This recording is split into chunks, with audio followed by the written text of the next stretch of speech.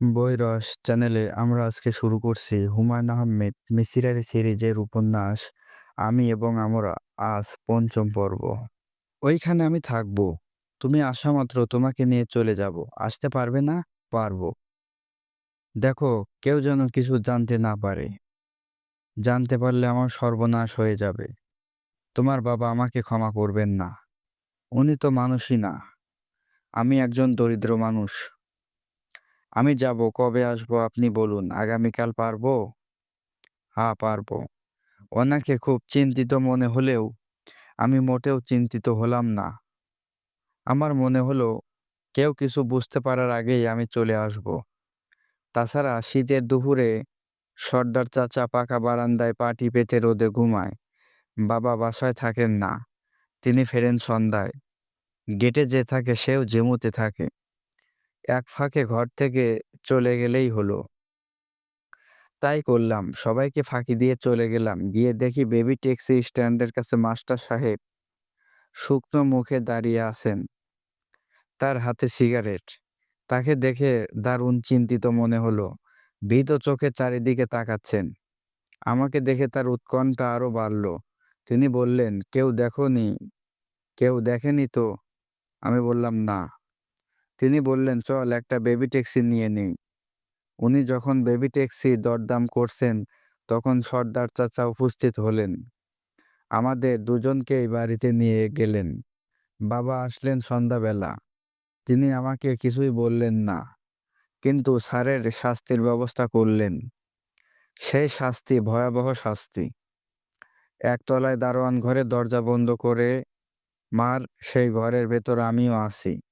বাবা চাচ্ছিলেন যেন শাস্তির ব্যাপারটা আমিও দেখি। স্যারকে মারছিল সর্দার চাচা। একটা আমি একটা খাটের ওপর দাঁড়িয়ে সেই ভয়ঙ্কর দৃশ্য থরথর করে কাঁপতে দেখছি। স্যার একসময় রক্তবমি করতে লাগলেন এবং একসময় কাতর গলায় বললেন, আমার জানে মারবেন না, আমার ছোট ছোট ছেলে মেয়ে আছে। সর্দার চাচা হিস হিস করে বললেন, চুপ। শব্দ করলে কইলজা টাইন্না ছিঁড়া বাই করে আলামু। এরপর কি হলো আমার মনে নেই, কারণ আমার জ্ঞান ছিল না। আমি অজ্ঞান হয়ে বিছানায় পড়ে যাই। জ্ঞান হলে দেখি আমি আমার বিছানায় শুয়ে আছি। সর্দার চাচা, আমার মাথায় আপনি পানি ঢালছেন। আমি বললাম, উনি কি মারা গেছেন? সর্দার চাচা বললেন, আরে বোকা, মানুষ এত সহজে মরে না। মানুষ মরা বড়ই কঠিন। তারে রিকশায় তুললা বাসায় পাঠাইয়া দিছি। রক্তবমি করছিল। পেটে আলসার থাকলে অল্প মায়ের দিলেই মুখ ফেটে রক্ত ছোটে। ও কিচ্ছু না। উনি তো তাহলে মরেন নাই? না, না। আচ্ছা, ঠিক আছে। তোমারে একদিন তার বাসায় নিয়ে যাবনে। আমি ওনার বাসায় যাব না। এইটাই ভালো। কি দরকার? সর্দার চাচা আমাকে মিথ্যা কথা বলেছিল। স্যারকে ওই রাতে ভয়ঙ্করভাবে মারা হয়েছিল। অচেতন অবস্থায় তাকে গভীর রাতে বাহাদুর শাহ পার্কে ফেলে আসা হয়। সেখান থেকে তাকে হাসপাতালে নেওয়া হয়। তার মৃত্যু হয় হাসপাতালে। মৃত্যুর আগে তার জ্ঞান ফেরেনি। কাজেই তিনি মৃত্যুর কারণ সম্পর্কে কিছুই বলে যেতে পারেনি। মুশফিকুর রহমান চুপ হলো। হাই তুলতে তুলতে বলল, আজ এই পর্যন্তই থাক। ঠান্ডা বেশি লাগছে? মিসির আলি বললেন, আপনার স্যারের নাম কি? ওনার নাম জানি না, খুব অল্প দিন পড়িয়েছিলেন। নাম জানা হয়নি। উনি ছিলেন একজন পেশাদার প্রাইভেট টিচার। ছাত্র পড়ানো ছাড়া আর কিছুই করতেন না।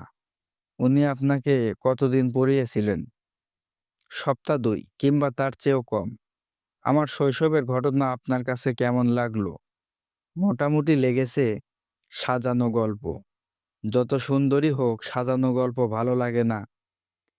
মুশফিকুর রহমান ভীত গলায় বলল, সাজানো গল্প বলছেন কেন? গল্পটা সাজানো মনে করার পেছনে আমার অনেকগুলো কারণ আছে।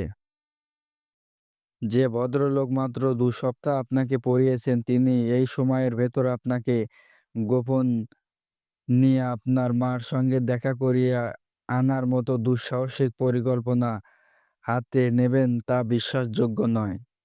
আমার মনে হয় ঘটনাটা এরকম, আপনি বাড়ি থেকে পালাচ্ছিলেন, তখন আপনার সর্দার চাচা আপনাকে ধরল। তখন শাস্তির হাত থেকে বাঁচার জন্য মাস্টার সাহেবকে জড়িয়ে গল্পটা তৈরি করলেন।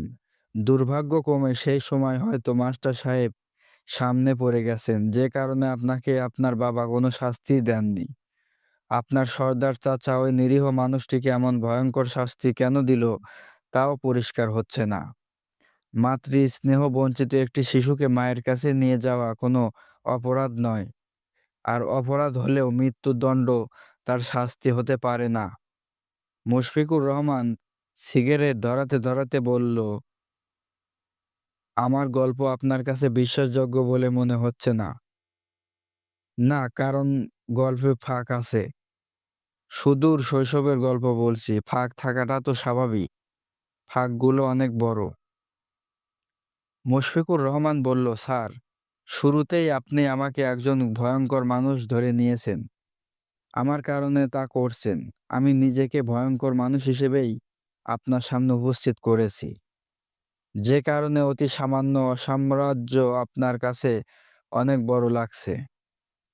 গল্প ফাঁক আছে বলে যে দাবি করছেন, আপনি সেই ফাঁকটি ধরতে পারছি না।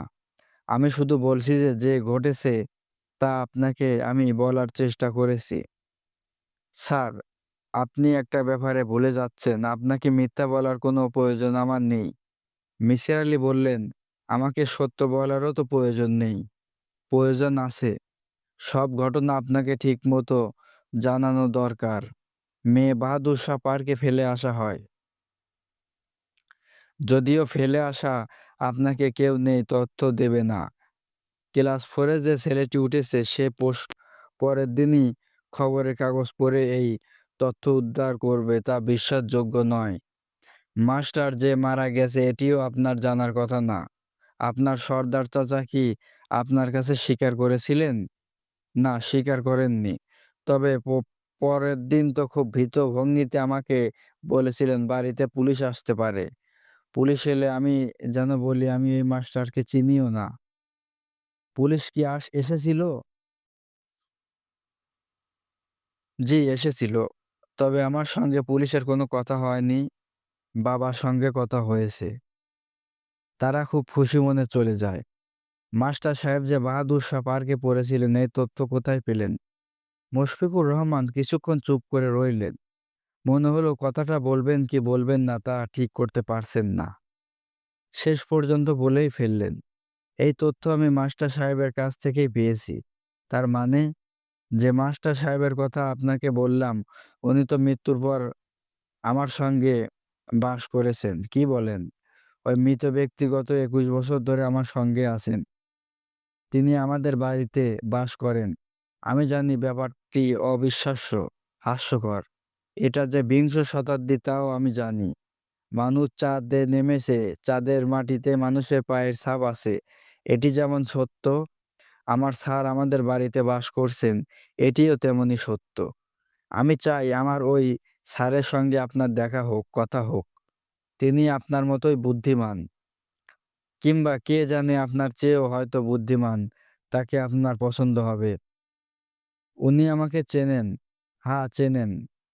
আমি যে আপনার সঙ্গে ফোনালাপ যোগাযোগ করার চেষ্টা করছি তা কিন্তু বলবেন না। তিনি আপনার সঙ্গে কথা বলতে আগ্রহী। যে দুজন খুন হয়েছে তারা কারা? একজন সর্দার চাচা, অন্যজন আমার বাবা। মিসির আলি উঠে দাঁড়ালেন। মুশফিকুর রহমান বলল, আপনি কি আপনার স্যারের সঙ্গে কথা বলবেন? না। না কেন? একজন এসে আমাকে বলবে তার বাড়িতে একটা প্রেতাত্মা বাস করছে। সেই প্রেতাত্মা আমার সঙ্গে কথা বলতে চায়। আর অমনি আমি কথা বলার জন্য রওনা হব। তা হয় না। আমি শারীরিকভাবে অসুস্থ, মানসিকভাবে অসুস্থ নই। আপনি কি কোনো কৌতূহল বোধ করছেন না?